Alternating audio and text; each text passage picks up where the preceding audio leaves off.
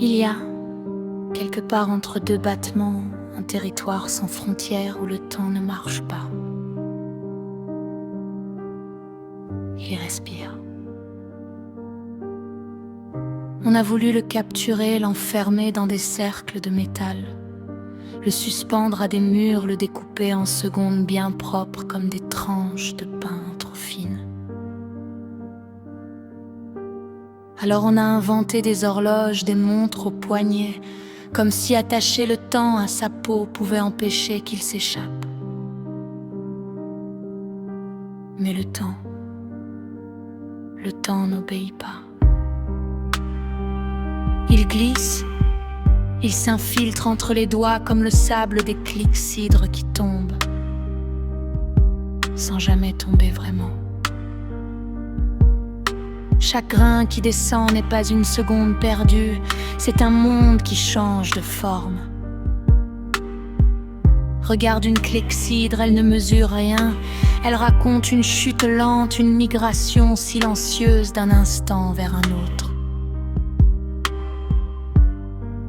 Et nous, debout au milieu de ce désert d'heures, nous regardons les aiguilles tourner comme des danseuses fatiguées qui répètent toujours le même geste. Tic, tic, tic, tic, tic. Mais écoute bien, ce n'est pas le temps que tu entends. C'est ton cœur qui s'accorde à lui. Les horloges ne sont que des miroirs, elles ne disent pas quelle heure il est. Elles te demandent: où en es-tu, toi? Il y a des heures lourdes qui traînent comme des manteaux mouillés, et d'autres légères qui s'envolent avant même que tu aies eu le temps de les nommer. Il y a des minutes qui durent une éternité, et des années qui tiennent dans un soupir. Le temps est un illusionniste, un voleur délicat, un sculpteur invisible qui travaille sans bruit sur nos visages, nos mains, nos souvenirs. Il ne détruit rien, il transforme. Une ride est une phrase, un regard est une archive, un silence est une bibliothèque entière. Nous avons construit des cadrans pour nous rassurer, des chiffres bien rangés, des mécanismes précis, des rouages parfaits. Mais le temps, lui, n'a ni chiffre ni forme. Il est dans la lumière qui change, dans l'ombre qui s'étire, dans la poussière qui danse dans un rayon de soleil.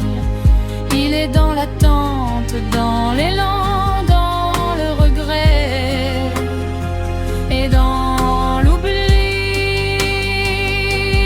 Et parfois, dans ces instants suspendus où tout s'arrête sans prévenir, le temps se regarde lui-même. Alors il ralentit, juste assez pour que tu comprennes qu'il n'est pas ton ennemi, qu'il n'est pas ce compte à rebours qu'on t'a appris à craindre, mais une matière vivante, souple, insaisissable, que tu traverses autant qu'elle te traverse. Regarde encore ces horloges autour de toi, ces aiguilles obstinées, ces cadrans pleins d'assurance, elles tournent. Oui, mais toi, tu avances. Et ça, aucun mécanisme ne peut le mesurer. Alors laisse-les tourner, laisse les clyxydres s'écouler, laisse les montres murmurer, et marche, non pas contre le temps, ni même avec lui, mais à travers lui, comme une lumière qui ne sait pas. pas qu'elle vieillit.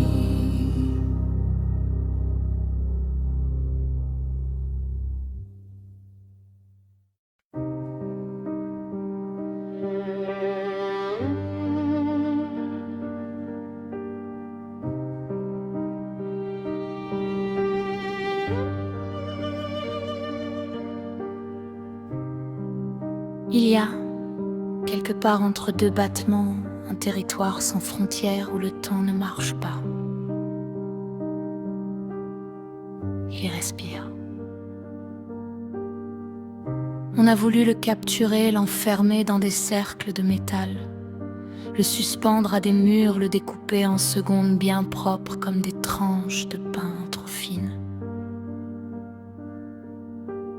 Alors on a inventé des horloges, des montres au poignet, comme si attacher le temps à sa peau pouvait empêcher qu'il s'échappe. Mais le temps n'obéit pas. Il glisse, il s'infiltre entre les doigts comme le sable des clyxydres qui tombent, sans jamais tomber vraiment. Chaque grain qui descend n'est pas une seconde perdue, c'est un monde qui change de forme.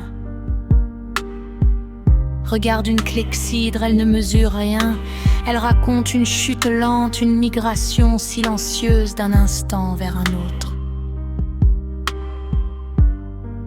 Et nous, debout au milieu de ce désert d'heures, nous regardons les aiguilles tourner comme des danseuses fatiguées qui répètent toujours le même geste. Tic, tic, tic, tic, tic. Mais écoute bien, ce n'est pas le temps que tu entends. C'est ton cœur qui s'accorde à lui. Les horloges ne sont que des miroirs, elles ne disent pas quelle heure il est. Elles te demandent: où en es-tu, toi? Il y a des heures lourdes qui traînent comme des manteaux mouillés.